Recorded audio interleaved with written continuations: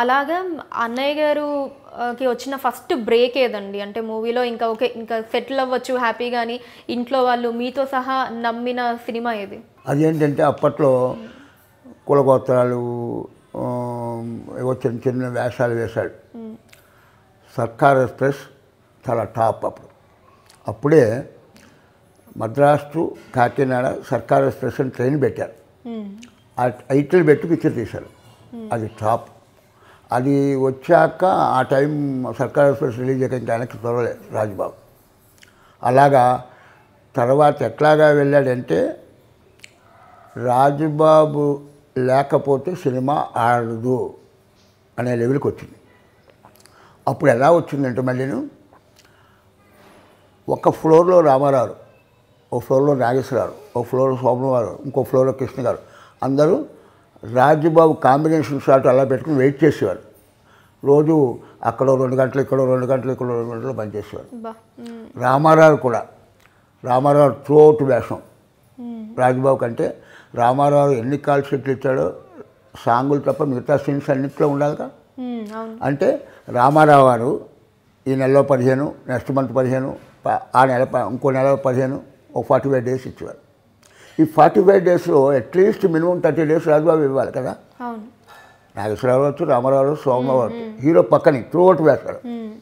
అప్పుడు హీరో శ్రావణి వారు మా కాల్ షీట్ ఓకే. కమెడియన్ ఏంటంటే ఎన్ని పిక్చర్లు చేయొచ్చు కదా. హీరో ఏడాదికి 2-3 పిక్చర్లు చేసేవారు. అందుకోసం ముందర రాజుబాబు గారి దగ్గరికి వెళ్ళి ఆయన కాల్ షీట్ తీసుకురండి, ఆయన కాల్ షీట్ బట్టి మేము అడ్జస్ట్ చేస్తాం. ఎందుకంటే ఏ హీరో అయినా ఏ హీరోయిన్ అయినా రాజుబాబు ఉంటే సినిమాకి ఆడియన్స్ వస్తారు, ఆ పిక్చర్ ఆడుతుంది అనే నమ్మకం అంత రేంజ్కి తీసుకెళ్ళాడు.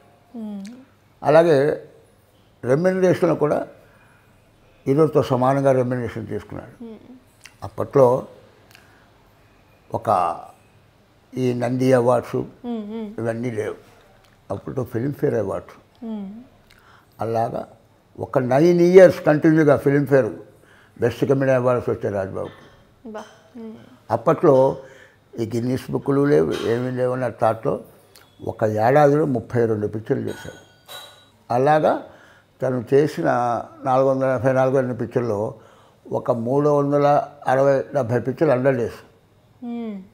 అలాగా తనకేంటంటే కెరియర్ని మ్యాక్సిమం చూశాడు. ఇంకా ఏంటంటే ఎలా ఉందంటే కమెడియన్ ఓ జోక్ వేస్తే నవ్వాలి, ఒక సిచ్యువేషన్లో కామెడీ చేస్తే నవ్వుతారు, అంతే కదా. రాజుబాబు ఇలా గోక్కుంటే నవ్వేవారు. ఆయన కనిపించినా కూడా నవ్వేవారు అంతే.